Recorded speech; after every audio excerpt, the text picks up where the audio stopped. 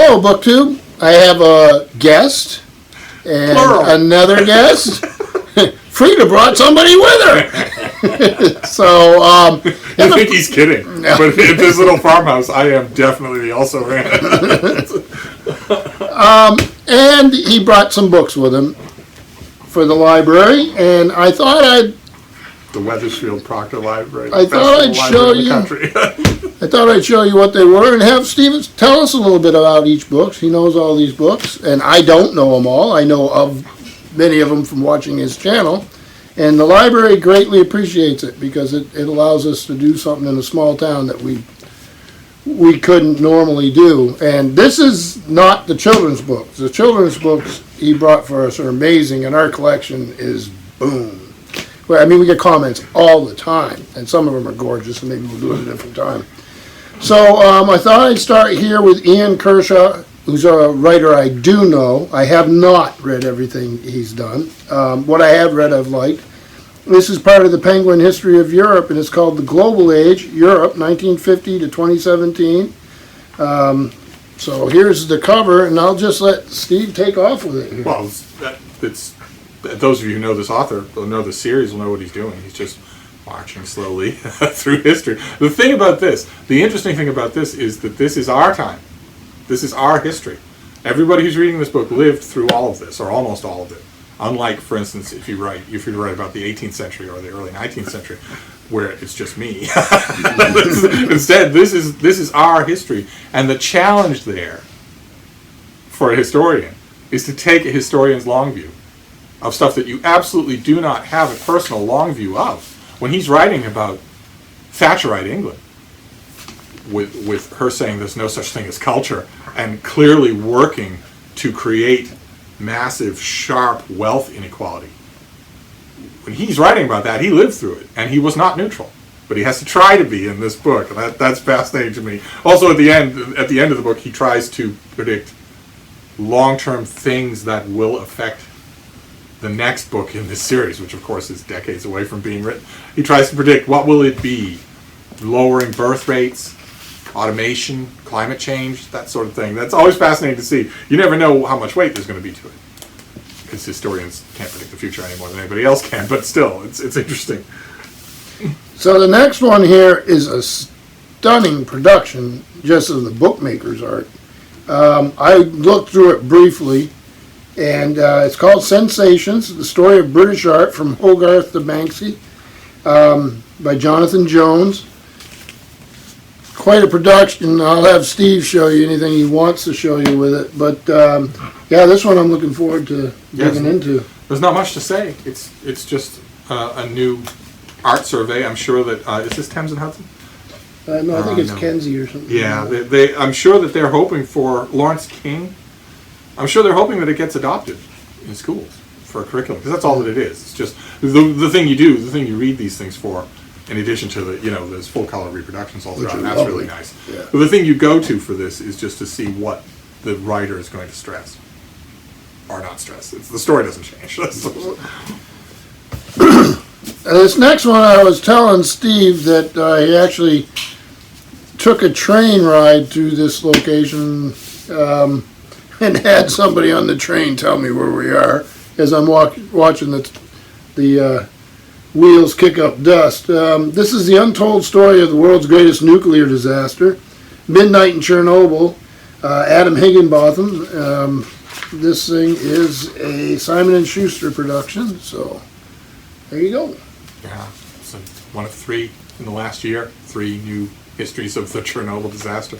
This is, I think, the most exciting, certainly the most comprehensive. He looks at a lot of things, like, for instance, there's another book that came out a month after this called A Manual for Survival that I don't think is as complete as this. And he does a great job of that. We all have the same prurient interest when it comes to Chernobyl. We want somebody to take us inside the crucial 10 minutes. And he does a great job of that. And the amazing thing that you realize when you read, like Sergei Proky from Harvard wrote a great book last year on Chernobyl. This is another really good one. Manual for Survival is still really good. And the thing you realize, the thing strikes me anyway, whenever I read an account like this about Chernobyl, is how fast the actual disaster happened. We're talking seconds. That's the kind of power that is only barely under control at institutions like at installments like this. And when that power goes out of control, when, for instance, the dampening that stops the steam from superheating stops for even a minute, it's incredible. This was not a gradual thing where they had time to sort of get a hold of it. It happened immediately, and then there was the fallout. But a tremendously good. I think of the 3 books that came out on Chernobyl just recently, this has the chance at the longest life. And the only reason they all came out is because, records are being opened. And that in itself adds to this book's long life, because I don't know if you saw in the news, but the initial impulse to open scholarly record archives that was experienced by Vladimir Putin in the first 10 years of his dictatorship is now withering. He is now closing those archives that he himself opened. So we may not get many more windows like this, and that's going to be a horrible shame for everything, right? Because imagine if more of those archives had opened up about something as big as the Russian front in World War II. Imagine what we don't know. And to say nothing, of course, the Soviets kept meticulous details of their show trials, and we have right now only a tiny fraction of what is leaked out to the West. And it would be a shame if those archives get closed up again and become sort of a revanchist thing where Putin's Ministry of Information says, well, okay, if you're a Russian historian writing only for a Russian audience, and that's the first step. Next step after that is the return of state censors. Okay, you have access to this archive and these Western historians don't. That's one step, but the next step is, are you going to write the right thing? That's just... Some of us lived through that already with Russia, and we'd rather not see it happen again. So this next one, excuse me, is Robert B. Parker.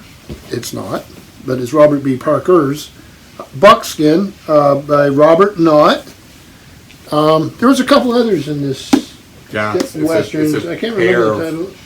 Heroes. I've never read any of them. But, it's Yeah. a pair of heroes. I forget their names even, but I can't tell you much about this one. It's a pretty cover. It's about a a gold rush. It's about a town where when gold is discovered, they all of a sudden the power barons in town are ruthlessly at each other's throats, and everybody's caught in the middle, and the two main characters have to somehow maintain law and order. The funny thing is we were talking earlier today that I've mentioned before on my own channel, what do you do with necrofiction like this? What do you do with it? And I hadn't even thought when I talked about that from a librarian's point of view, how do you catalog it? Right. There's no sense cataloging this under Robert Knott. No one's ever heard of him.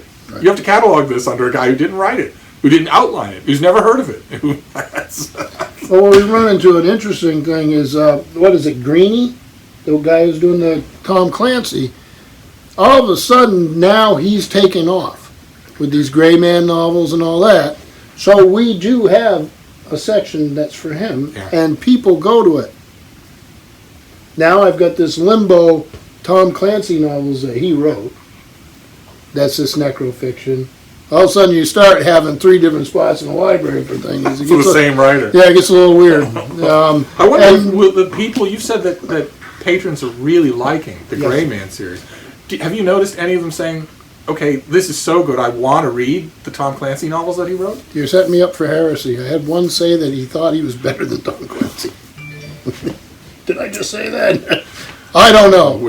I have no opinion. Just earlier today, one of the cats walked across my keyboard and wrote something better than Tom Clancy. Okay, yikes. I'm getting nervous here. It's the cranky guest who's saying this, not the librarian. Oh, no. Yeah. All those Tom Clancy people are into guns. I don't know. They're all into guns. It's a small town. Yeah. Look, they won't make enemies. Yeah, no. The next one here, Stephen Budiansky, I think would be how you pronounce that. Oliver Wendell Holmes, A Life in War, Law, and Ideas. I have read a biography of Oliver Wendell Holmes. I think it was Yankee from Olympus. Yankee from Olympus, yeah. Catherine Drinker Bowen.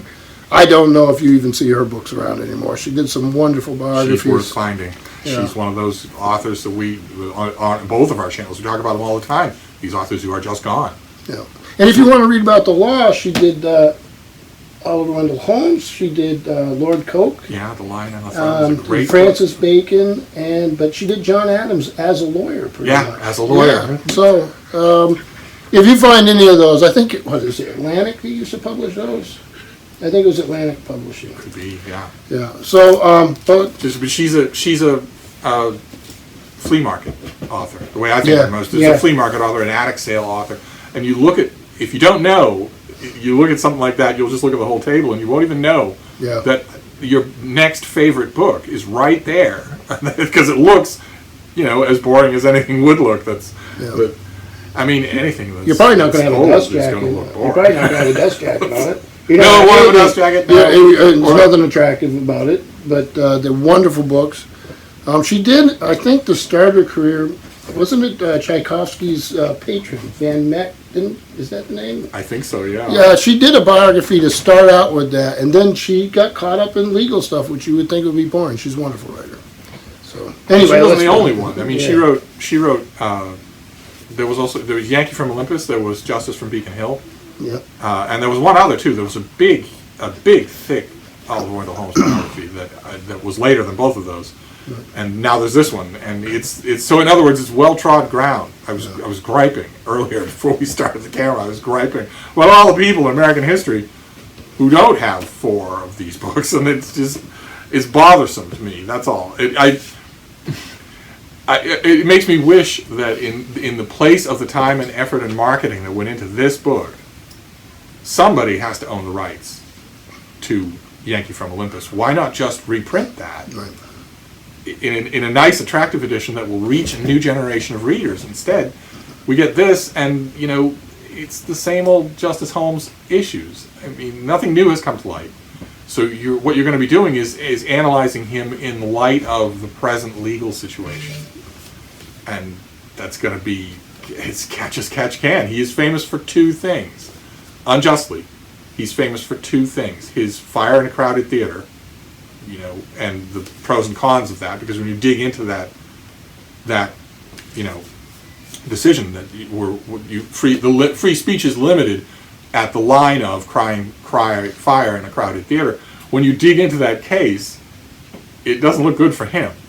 And the other thing that he's famous for is his appropriation by the Nazis for his enthusiasm about euthanasia and eugenics.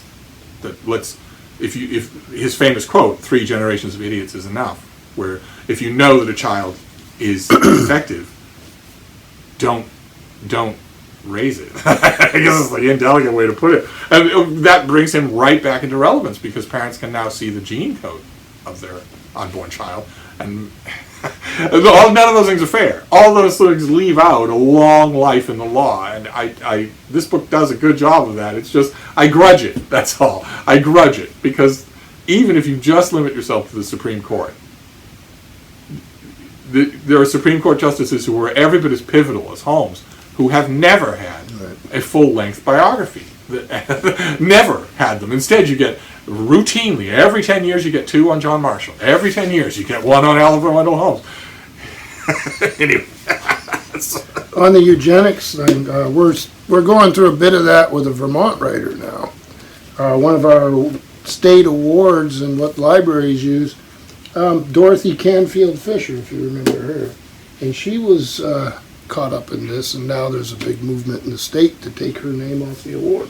She did many other things, but eugenics was in the air. I mean, we're looking back at a time. I'm not defending it, or I don't know enough about her involvement, but it's a question that keeps on cropping up. Yeah, well, legal things will, but the thing that worries me is when people try to shoehorn in the present to the past. I mean, Holmes didn't have anything worthwhile to say about a whole bunch of legal issues today. Right. How could he? Right. But there are many others. I mean, in this season, for instance, we're getting a new biography of Sandra Day O'Connor, her first full-length biography, and it's incredibly good. It's called First, and that's amazing. Justice John Paul Stevens wrote his memoir, The Making of a Justice, and it's terrific. It's his first 94 years on Earth. I don't want to break it to him that he doesn't have another 94 years on Earth. If he does, that's going to be a heck of a book. The other thing about, we were discussing Judge Learned Hand. Not everybody has to be on the Supreme Court. No. Hand's a great example of And a I court. don't know if we have a lot of that, or if it's. They're not as well known. Yeah. I mean, Hand was sought after for his opinions and was a kind of celebrity in the day. Who would you have now that's like that? I don't even know. I'd be afraid to ask. Probably the highest profile judges in the country are on Fox News. Right. And that's kind of scary right there. Yeah. So the next one we have here is a novel, and it's called The Editor, and it's by Stephen Rowley. There you go. Oh, yes. Well, we saw this on my channel. This is a novel about a young writer, an aspiring young writer who finally gets his manuscript looked at by a major publisher. And he knows that the editor that he's going to draw will make or break his career, and he draws Jacqueline Kennedy Onassis, and it's absolutely true. I remember you talking about that. She was an editor. She was a lifelong love of books. It wasn't a boutique thing. Although when she was an editor, she largely did boutique things, and the publishing house very much knew that attaching her name to a project would help it. would help it. But she had, I hate to say this, but she had very good literary taste. She came from a literary background, and she was multilingual and read constantly until the end of her life. So, and that Jacqueline Kennedy Onassis is captured wonderfully in this book. I would be its harshest critic, if not. So, there was a book, for instance, a few years ago, there was a nonfiction book about her career as an editor, and I went into it with my knives on the table, just waiting for it to fail, and it did not, and this doesn't either. So I'm glad to see that it's getting, this book it's got some popular play, and that's wonderful, because it deserves it. So the next one here is a writer, again, who I've read plenty of his work, but nowhere near all of it. And that's Alex Kershaw. And this is the first wave. D-Day warriors who led the way to victory in World War II. It's been sort of a year for that. So here you go. 75th anniversary. We've seen this on my channel as well. This is a double, and what better use is there for a brand new double than to go to a little library that you don't have the U.S. Mint in terms of a buying budget. Absolutely true. And that's what this is. It's person by person, moment by moment, diary by diary account of being on the troop transports, of approaching the coast of Normandy, which you can see as a ghostly outline on this cover, and then of storming the beaches, of actually, the gangway goes down and you have an order. It's as simple as that. The gangway goes down. You know that the whole beach is covered in Germans with machine guns and machine gun nests, and you know what you have to do. You have to run down that gangplank into the water and wade towards the shore. And you're not going to have any mercy at all until maybe that night, if you're successful. And the larger stuff there, that larger story is not in here. Instead, this is mostly what those men thought, what they wrote about, which ones lived for only a minute, which ones lived for an hour, which ones got all the way through and lived to a ripe old age. And Kershaw he's too skilled a historian to leave you just high and dry in terms of context. So you do learn a little bit about this whole operation, and it's just there are a couple more books coming out on D-Day later in the year, but it is always just chilling to think about how close that operation came to failing. I mean, this was there was a Panzer division that could easily have tipped the whole thing, and didn't. Sat basically idle, and you think about. I mean, the Nazi regime was in serious disarray by then, and petrol was really short, and the chain of command was really garbled, because the dictator at the top of the chain of command was getting more and more involved in the day-to-day stuff, which is lethal to good order. And you just think, what might have been? Oh, it's just anyway.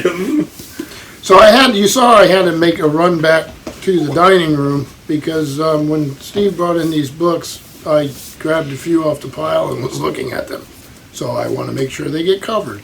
So here's, this one really looks neat. St. Patrick, Retold, the legend and history of Ireland's patron saint. There you go. That's just he's had a few lives, and this is the best one. This author goes at the scanty sources with a completely open eye. I'm not going to take anything for granted. I'm just going to, what do I learn from what we know, as opposed to any kind of folklore or anything like that. The approach is actually very similar. The book is different in tone, although it's wonderful. But the book is different in tone, but the approach is very similar to Stacy Schiff's book on Cleopatra, where she did the exact same thing. I know this has been written about forever. I know you already know what you think is the story. I'm going to go at the sources and see what I find. And it's not quite as well written as Cleopatra, but almost no popular biographies are. But it's the same kind of revelation. You get this. It's just a new figure that you get. Oh god, the beans. We have the same colored beard. This next one, you can imagine why I put this aside. The Road to Charleston, Nathaniel Greene and the American Revolution by John Buchanan.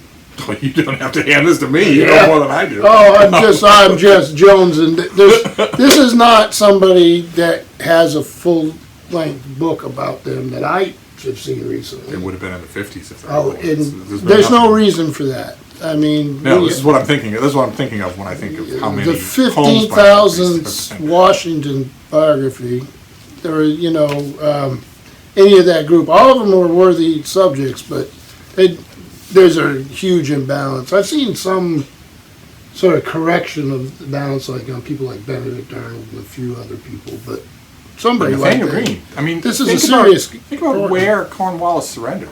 Yeah. Washington gets all the credit for that. He gets all the credit for everything leading up to it. But what would that have been without Nathaniel Greene? Right. What would any of that operational theater have looked like without him?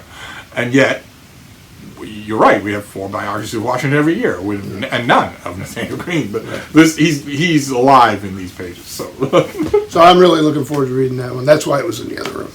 And this one I do remember you discussing on your channel. Yeah, it's a wonderful cover. Yeah, it's an interesting subject. It's a very unconventional cover, which I advocate in works of history. If you're going to write a big narrative history, right, make it look distinctive. Don't make it look like every other narrative history. So this is America, the epic story of Spanish North America, 1493 to 1898. So we got a pretty good span there. By Robert Goodwin. This is what it looks like. There you go. It's a story that ought to be more familiar. Americans don't know this history, and they really should. And there was 100 years ago in Boston, there was a minor vogue of people, going over to Spain to look at archives, or in the case of one particular, the greatest Boston historian, sending people because he could barely see and could barely write. And we, as a result, 100 years ago, we got great histories on this subject, and nothing has changed. No records have come to light at all. So this is the same thing as with the Oliver Wendell Holmes book, where the thing you're going to be reading this for is new attitudes, the new perspective of a new century, which can be very interesting. In this case, it certainly was very interesting, very good.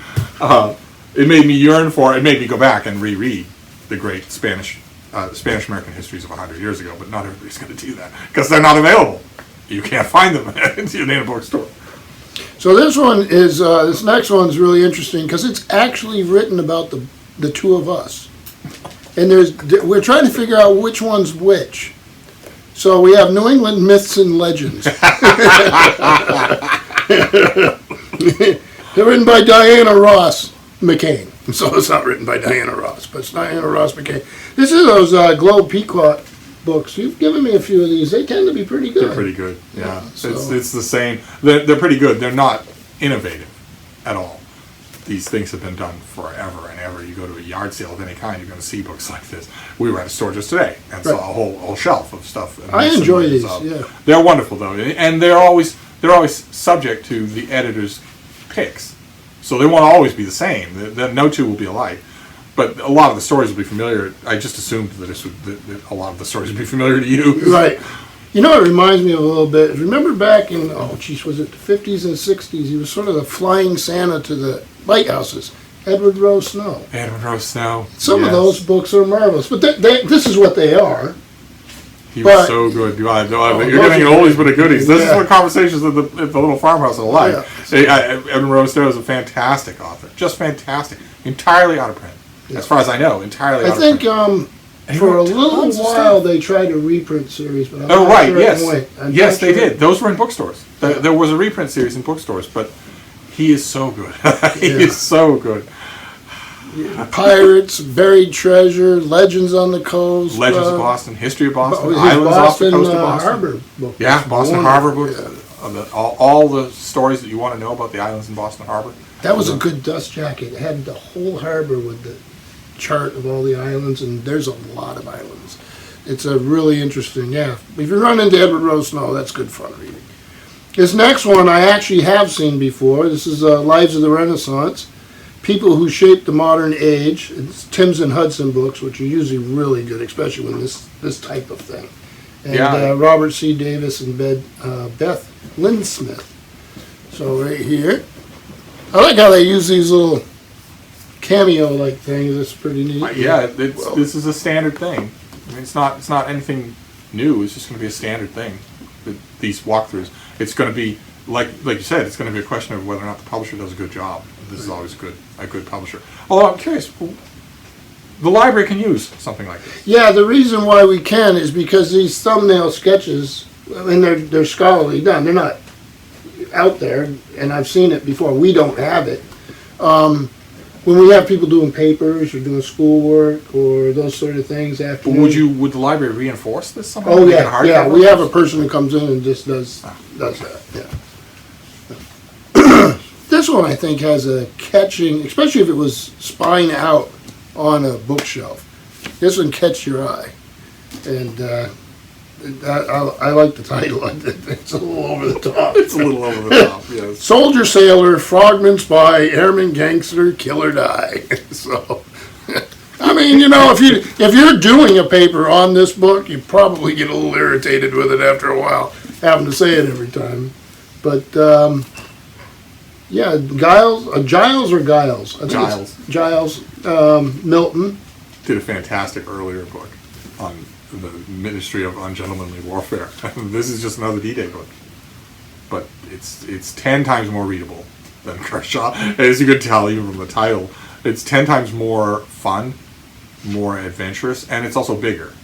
The scope of it is bigger. It's not just about the troops hitting the beaches. It's about the whole of D-Day and what it means, and lodging it in the bigger picture. I loved it. I loved it. And one of the main things I loved about it is that it's the kind of history that non-history fans will read. Which, I'm always thinking about that because I love recommending books to people, and you must always be thinking about that because those are the books you want in the library. You don't want the military monographs. Right. Bean's over there trying to find her water. So this last one is a stunning production. American Museum of Natural History, The World of Dinosaurs, an illustrated tour, Mark A. Norrell. My daughter saw this in the bag of books, and she's already looked through it, and that was the symbol we got there. It's an amazing thing. It's the season's prettiest dinosaur book. Just not just the bones and whatnot and black and white photos of the scientists, but also paintings that reconstruct what these things, the best knowledge that we have of what these things looked like when they were walking around. So this is a book full of feathered dinosaurs. It's a book full of multicolored dinosaurs. It's a book full of dinosaurs that could change their color. And that, like for instance, a lot of the Triceratops family had these big fans behind their heads, and a lot of modern thinking is that those fans were removable and that they were used to diffuse heat, and so they would be multicolored. It's just fascinating to think about it all. And these books, every season has a new one like this that just pushes what we know enough to go into a book like this, because this is by the American Museum of Natural History, and they're not going to put speculation in a book like this. This is going to be in their book, in their gift shop, right underneath their gigantic dinosaur skeletons display that you encounter as soon as you walk in the building. You walk in, you see the great Donoghueish bull elephant, but you also see these dinosaur skeletons that are rearing up on their hind legs. They're chasing each other. They're just And that was, the American Museum really broke ground in America for making their dinosaur displays look like that, as opposed to just being ponderously standing there. Remember that book years ago? Boy, I can't even remember how long. Dinosaur Heresies. Dinosaur Heresies. When he started talking about some of the early days of some of this, and there was some academic types I don't think were too thrilled with it. No, they weren't too thrilled with the book. They weren't too thrilled with Robert Backer himself, because he wore, a multicolored giant hat and was a Pentecostal preacher, had a long beard and a brass belt buckle and big cowboy boots, but he knew his stuff, and he encountered all sorts of academic resistance from his unconventional ways, and also for his insistence that, from what he could tell, a lot of these dinosaurs were warm-blooded. They were able to maintain their own body temperature. Total heresy for most of the time. And he just told people in his way. He looks very flamboyant, but he's actually very soft-spoken. And he just told people, well, if I ever write a book, it's going to sell. It did. The Dinosaur Heresy sold like crazy. And it's still totally enjoyable. It's still just wonderful fun, including his own illustrations, which, who does that anymore? I wish he would write another book. Something recent. Yeah, I do remember it having such a big impact. And the thing with us in the library is we have little plastic dinosaurs the kids play with. We have, and they're a lot more colorful than they were in my day. But we have all age groups. We have adults who are fascinated, just like they were when they were kids, or maybe they came to it later. So dinosaurs are one of those things, right up there with, I don't know, I'd say maybe dragons. There's always that sort of, there's almost like a personal draw to some of these kinds of things, but dinosaurs are very unique, so we very much appreciate that. So we're going to go eat, because I'm starving. And imagine, Frida just ate, so thank you for the books. The library thanks you, and my pleasure. We'll go get a wheelbarrow to pull behind my car so I can get these in the library tomorrow. So thank you, BookTube.